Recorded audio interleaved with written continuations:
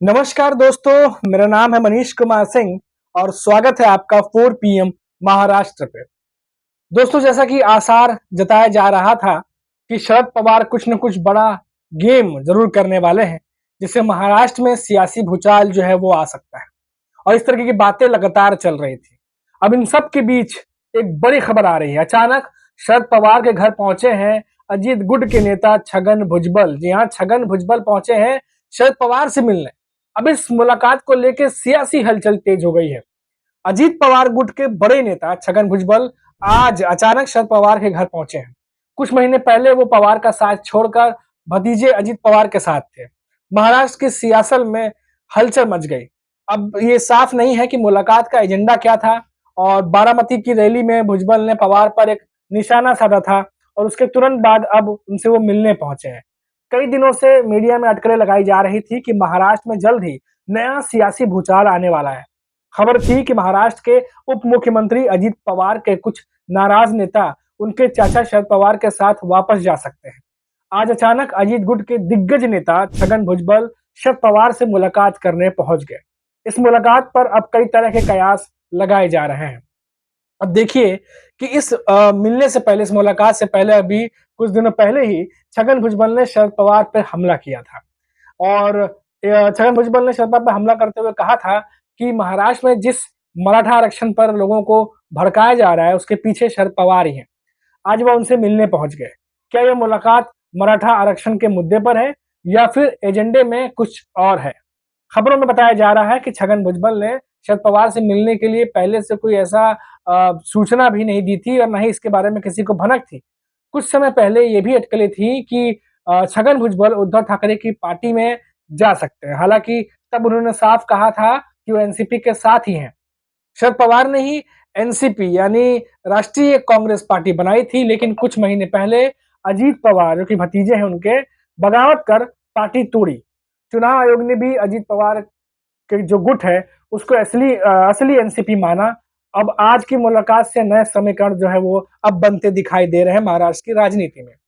एक दिन पहले महाराष्ट्र के मंत्री छगन भुजबल ने राष्ट्रवादी कांग्रेस पार्टी के प्रमुख शरद पवार पर हमला करते हुए दावा किया था कि महाविकास आघाड़ी ने शाम 5 बजे बारामती से फोन आने के बाद 9 जुलाई को मराठा आरक्षण मुद्दे पर सर्वदलीय बैठक का बहिष्कार किया। छगन भुजबल ने बारामती में रैली को संबोधित करते हुए कहा कि जब सामाजिक मुद्दे सामने आते हैं तो यह उम्मीद की जाती है कि शरद पवार जैसे वरिष्ठ नेता को बैठक में आना चाहिए और अपने सुझाव देने चाहिए। पहले जानबूझकर बहिष्कार करना, फिर सलाह देना सही नहीं। इस रैली को राष्ट्रवादी कांग्रेस पार्टी के प्रमुख अजित पवार ने भी संबोधित किया। महाराष्ट्र के मुख्यमंत्री एकनाथ शिंदे ने 9 जुलाई को सर्वदलीय बैठक बुलाई थी, लेकिन एमवीए नेता शामिल नहीं हुए। उनका दावा था कि मराठा आरक्षण के मुद्दे पर विपक्ष को विश्वास में नहीं लिया गया और भुजबल ने दावा किया कि शाम 5 बजे बारामती से आए फोन के बाद विपक्षी नेता बैठक में नहीं आए। अब ये भी कहा जा रहा है कि पुणे में, जो पुणे जिले का जो बारामती लोकसभा क्षेत्र है, वहां से नेता शरद पवार का गढ़ है और छगन भुजबल ने कहा है कि उन्होंने राज्य विधानसभा में विपक्ष के नेता विजय वट्टीवार और जो नेता है जितेंद्र आव्हाड को बैठक में शामिल होने के लिए कहा था, लेकिन एनसीपी नेता ने कहा कि मैंने आव्हाड से शरद पवार को भी बैठक में शामिल होने के लिए अपने साथ लेकर आने को कहा था, पर पवार साहब ने पूर्व प्रधानमंत्री दिवंगत वीपी सिंह द्वारा दिए गए आरक्षण को लागू किया और हम इसके लिए हमेशा उनके आभारी हैं। छगन भुजबल ने बारामती के मराठा, धनगर और ओबीसी समुदायों के लोगों के हितों की कथित रूप से अनदेखी करने के लिए विपक्ष पर सवाल उठाया। उन्होंने कहा कि बारामती के मराठा, माली और धनगर ओबीसी समुदाय के लोगों ने सुनेत्रा पवार या सुप्रिया सुले किसी को तो वोट दिया होगा।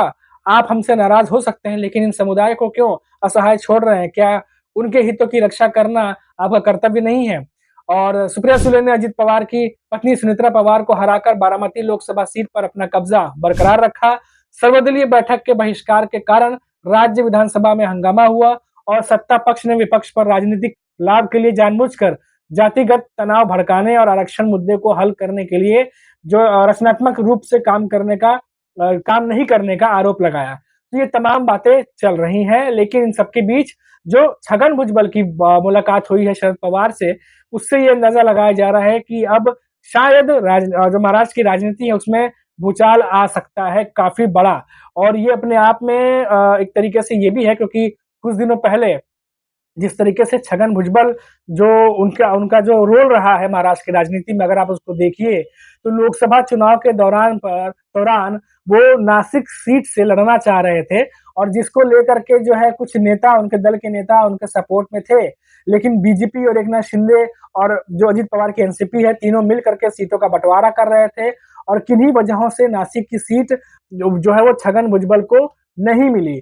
और उसके बाद जब आगे बात बढ़ी, तो जो मंत्रिमंडल का विस्तार होना था महाराष्ट्र में, वहां भी अजित पवार ने अपनी पत्नी सुमित्रा पवार का नाम आगे किया और तमाम बैठक हुई, उसमें भी उनके नाम पर सहमति बनी। अब लेकिन उस जगह पे भी जो छगन भुजबल हैं, उनका मन था कि वो भी जो है वो आगे आए नेता के तौर पर, लेकिन उनका नाम नहीं गया, सुमित्रा पवार का नाम गया। जिसके बाद हालांकि उन्होंने ये बात मीडिया में कही कि उनकी नाराजगी नहीं है, लेकिन ये बात लगातार छन छन कर बाहर आती रही कि पहले लोकसभा की सीट नहीं मिली, उन्हें टिकट नहीं मिला, उसके बाद अब सुमित्रा पवार को उनसे ज्यादा तरजीह दी गई, अब उन्हें मंत्री पद पे नहीं भेजा गया। उसके बाद अब कहीं ना कहीं छगन भुजबल जो है वो नाराज चल रहे हैं। और इंटरव्यू के दौरान भी देखा गया कि छगन भुजबल जो अजित पवार गुट के बड़े नेता हैं, उन्होंने कहा था कि विधानसभा चुनाव में कम से कम उन्हें 100 सीटें मिलनी चाहिए एनसीपी को, अजित पवार के एनसीपी को, और अगर वो नहीं मिलती है तो फिर गड़बड़ है मामला। और इसी तरीके से हमने देखा कि जब अजित पवार के गुट को बार बार लोकसभा चुनाव में हारने के बाद निशाना बनाया जा रहा था बीजेपी की तरफ से, तब भी छगन भुजबल आगे यार, उन्होंने बीजेपी पे पलटवार किया और कहा था कि महाराष्ट्र में तो चलिए जो हार हुई है वो हार हुई है, आप अजित पवार की बात कर रहे हैं, एनसीपी की बात कर रहे हैं, लेकिन यूपी में आपकी हार क्यों हुई, वहां पे तो अजित पवार नहीं थे। तो कई बार छगन भुजबल जो है वो इस तरीके से सामने आए हैं और बातें की हैं। और कुल मिलाकर जब शरद पवार से उनकी मुलाकात हुई है, क्योंकि लोकसभा चुनाव के बाद ये पहली बार ऐसा है कि जब इतने बड़े नेता मिल रहे हैं और ये खबर आ रही है, तो अब राजनीति में कुछ भी कहा जा सकता है, क्योंकि विधानसभा चुनाव सर पर है, बहुत समय नहीं है, और ऐसे में जो भी नेता नाराज चल रहे हैं या फिर सत्ता बदलने, पार्टी बदलने की सोच रहे हैं, तो वो अपना राजनीतिक भविष्य देखते हुए ऐसा कुछ कदम उठा सकते हैं। लेकिन बात रही छगन भुजबल की, तो छगन भुजबल के दिमाग में क्या चल रहा है अभी कुछ कह पाना बहुत ही मुश्किल है। और साथ ही साथ ये जो मुलाकात उनकी शरद पवार से हुई है, इसमें क्या बातें हुई हैं एग्जैक्टली ये बात समझ में नहीं आई है, सामने नहीं आई है। लेकिन इतना ज़रूर है कि महाराष्ट्र में जो सिनेरियो जो जो जो माहौल बना हुआ है, उसके हिसाब से अगर देखें, तो छगन भुजबल और शरद पवार की ये मीटिंग अपने आप में बहुत मायने रखती है। कई सारे आयाम जो है वो खुलकर सामने आ रहे हैं। अब देखना होगा कि हम भी अपनी नज़र इस पर बनाए हुए हैं कि क्या कुछ इस मीटिंग में निकलता है और क्या-क्या मुद्दों पर बात हुई है, ये हमें अभी थोड़ी देर में मालूम चलेगा। जैसे ही मालूम चलेगा हम आपके पास वो खबरें भी लेकर के आएँगे। फिलहाल ये है कि महाराष्ट्र की राजनीति में भूचाल आने वाला है, बहुत बड़ा क्वेश्चन मार्क के साथ-साथ अब ये सवाल है कि आखिर शरद पवार के घर अचानक अजित पवार के नेता, सीनियर नेता छगन भुजबल क्यों पहुँच गए हैं? अभी के लिए फिलहाल इतना ही, फिर लौटेंगे तो बात करेंगे किसी बड़ी खबर पर। तब तक के लिए मुझे इजाज़त दीजिए। नमस्कार।